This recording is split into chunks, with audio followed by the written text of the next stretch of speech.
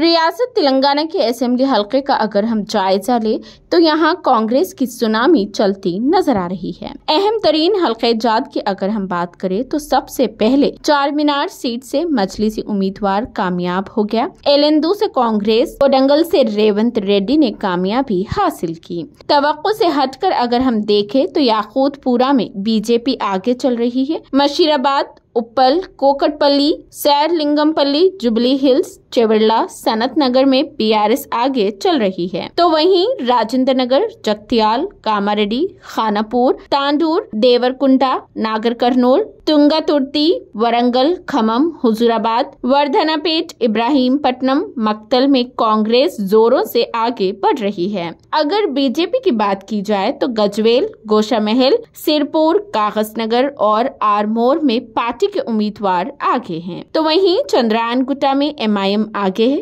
करीमनगर, हुजूराबाद, दुपाका, कोकटपल्ली, सूर्यापेट में BRS party उम्मीदवार आगे हैं। अब देखना ये है कि कौन सी पार्टी किस करवट बैठेगी।